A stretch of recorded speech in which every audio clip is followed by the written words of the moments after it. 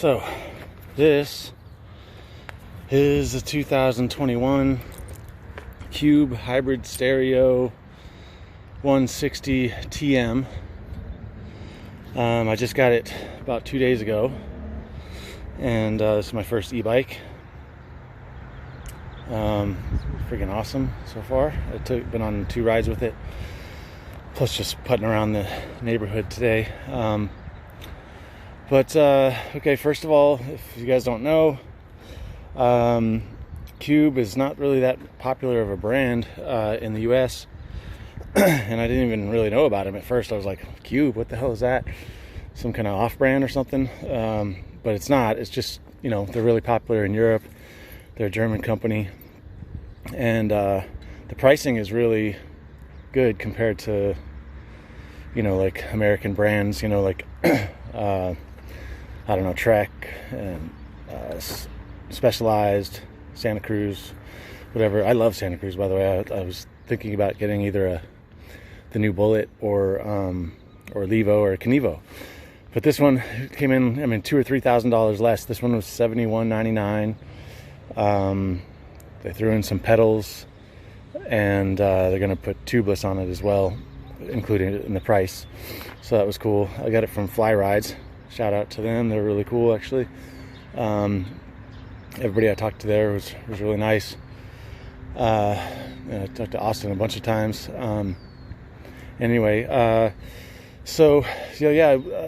far as ride review, I really like it a lot so far. I'll go over some of the specs, I guess. It's got the Bosch CX Gen 4 motor, which has 85 newton meters of torque.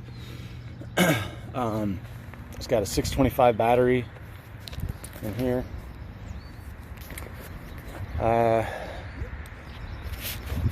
Fox suspension. It's got the Fox 38 Performance, which is the lowest one of the 38s, but feels pretty good, actually. That was the main thing I was concerned about this bike, whether I was going to like the fork or not.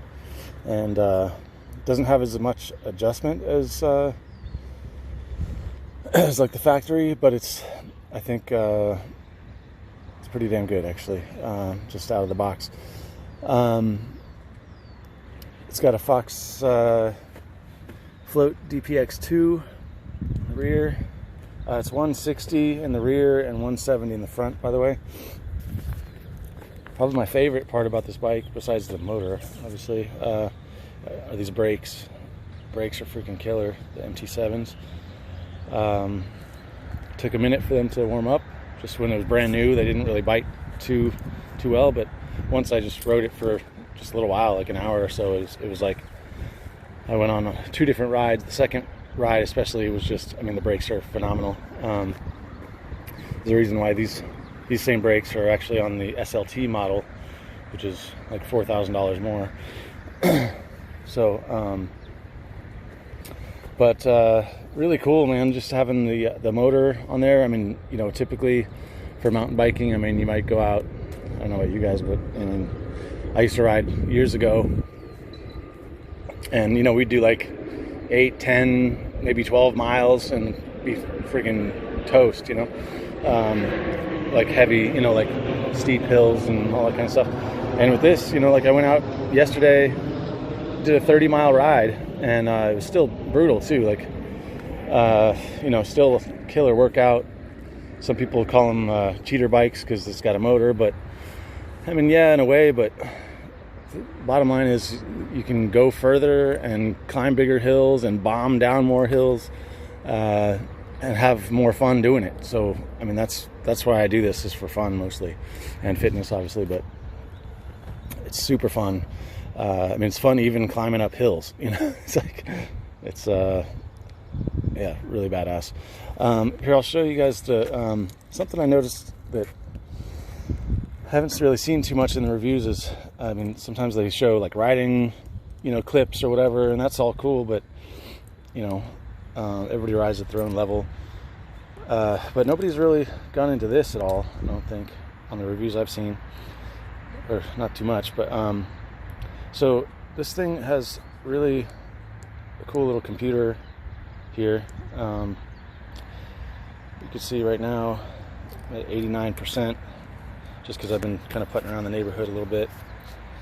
But this shows your different levels. You can see here. You can turn it off, so you have no assistance. Obviously, you got Eco, which just gives a little bit of assistance, but the bike is so heavy that it kind of like Eco kind of like equals it out. It kind of makes it just feel like a regular bike. You know, if it was a regular 30-pound mountain bike, it probably feels about that, like that. Then you have Tour, which is the next level up. EMTB, Turbo. So really, it's Eco, Tour, and Turbo, and then EMTB is like an automatic mode. It switches in between all three modes automatically depending on how much you're pedaling. Basically, you know, if you're just kind of cruising on flat ground or like a moderate hill or something like that and just kind of not really laying into it but just pedaling, you know, you're probably essentially going to be in Eco. But then, you know, the trail starts getting steeper and you're laying into the pedals more, it kind of automatically ramps up to either Tour or Turbo depending on that. So it's actually really cool. I'll tell you this too, as far as range. I know a lot of people kind of question, you know, how much range you get out of these, and I can just tell you from what my experience has been over the last couple of rides. I just got the bike a few days ago, but the first ride I did was about 14 miles, and I had it in turbo the entire time. I was actually getting over being sick, so I was kind of just like, well, I'm going to get warmed up on the bike and just get used to it. But I ended up doing a pretty nice ride, actually. I did Jedi, Sullivan Ridge, and the Santa Monica Mountains. Killer trail, you know, just lots of jumps and stuff built onto it, and berms and all kinds of fun shit. But anyway, at the end of that ride, I had 46% left in the battery. And then yesterday I went again and did about 30 miles. Again, all like really like steep up and down, you know, climbing and descending. I did about 30 miles and had 2% battery at the end. I barely made it back. So just so you guys know, for reference, I mean, that's gonna, and that was, you know, I'd say mostly on EMTB mode or mostly on turbo. Like it was, you know, some on Tour and some on Eco, but I was using the motor a fair amount actually, and it's still got 30 miles. It's pretty good. So another cool thing I'll show you. This thing shows you the range based on, kind of like it does in a car where it tells you how many miles you have until you're out of gas. This tells you the range based on the mode you're in, and like essentially like how much you're pedaling. It guesstimates it, and that this changes a lot depending on what mode you're in, and like I said, and how you're riding, if you're going up a steep hill or if you're just cruising. So you can see here in Eco, it's estimating that I still could go another 58 miles of just like neighborhood cruising at 89%. You switch it to Tour, and it goes down to 38 miles range. And again, it all vary as you ride, but, and then EMTB 32, because it's factoring you're probably going to use, it's going to be in turbo a little bit. And then, yeah, Turbo is 28 miles.